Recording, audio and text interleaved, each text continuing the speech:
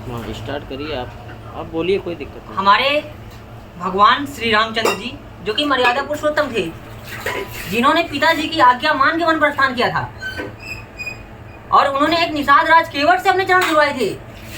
केवट निषाद जो होता है ना, हम विश्वकर्मा जी आप जानते हैं ओबीसी कैटेगरी में आता है। हम तो देखो हम कोई वैदिक रीत या शूद्र नहीं कहना चाहते, किसी को अछूत नहीं कहना चाहते, क्योंकि हम सब हिंदू हैं। बराबर। इसीलिए हम स्वामी राम भद्राचार्य जी द्वारा कहे गए बयान की भी हम कड़े शब्दों में निंदा करते हैं।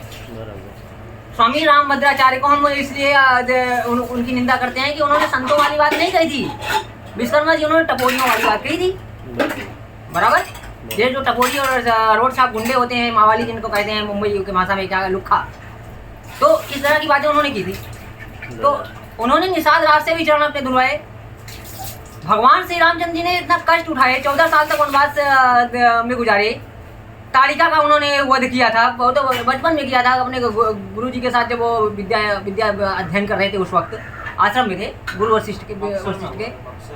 हाँ वो तो उन्होंने अपने शादी से पहले किया था, जनकपुर जाने से पहले। उसका बारे में ज़्यादा कुछ विस्तार से आज हमें वनगमन पर ही ज़्यादा बोलना है। उन्होंने पंचवटी में थे, वो महाराष्ट्र पंचवटी। हाँ महाराष्ट्र नासिक में पंचवटी है, वहाँ थे। वहाँ पर रावण के लंकापति रावण के परिवार के अधिकतर लोग रहा करते थे।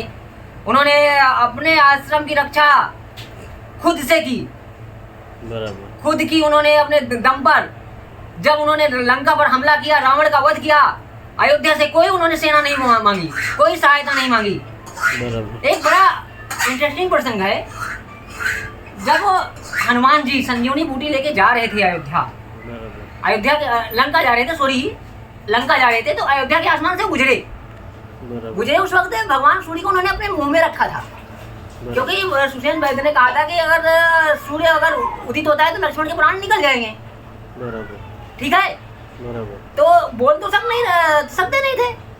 तो भरत जी को तुरंत आभास हुआ कोई जा रहा है, कोई शत्रु है, गलत समझ लिए थे भरत जी, जबकि ऐसा कुछ नहीं था।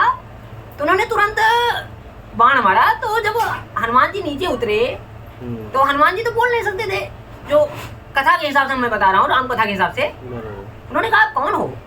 तो जब उन्होंने सूर्य मुंह में रखा है, कैसे बात करेंगे? बाद में उन्होंने हाथ पे रख के ऐसा उन्होंने कहा कि लक्ष्मण जी को शक्ति लग गई है मेघनाथ की, उनके प्राण संकट में हैं, तो मैं जाना चाहता हूँ, जा रहा हूँ, उनके प्राण बचाने हैं। भरत जी ने कहा कि हम सेना लेके चले क्या भाई, हमारे भ्राता श्री संकट में हैं। हनुमान जी ने कहा नहीं, भगवान श्री राम ने अयोध्या से कोई सहायता नहीं मांगी है। हमारे ऐसे हमारे मर्यादा पुरुषोत्तम भगवान श्री रामचंद्र जी थे, जिन्होंने माता सीता के अलावा कभी किसी को अपनी अर्धांगिनी नहीं स्वीकार किया।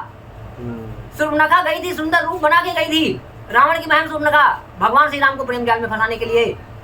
लेकिन उन्होंने कहा हमारी शादी हो चुकी, हमारी एक ही पत्नी है माता सीता। बाद में लक्ष्मण ने उनके नाक काट दिए। हमारे प्रभु श्री रामचंद्र जी ऐसे भक्त वत्सल्य थे, जो कि माता सबरी का जूड़ा बैर खाए। सबरी कौन थी? विश्वकर्मा जी मालूम है। आज जिनको हम शेड्यूल ट्राइबल्स कहते हैं, ST, अच्छा, उस समुदाय से बिलोंग करती थी।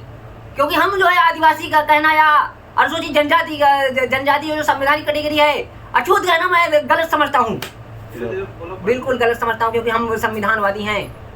हम अगर भगवान श्री रामचंद्र को मानते हैं तो छत्रपति शिवाजी महाराज को भी मानते हैं, और डॉक्टर बाबा साहेब भीमराव अम्बेडकर को भी मानते हैं हम। हमारी जो महाराष्ट्र की भूमि है, संतों वीरों शहीदों की भूमि है। कल हिंदू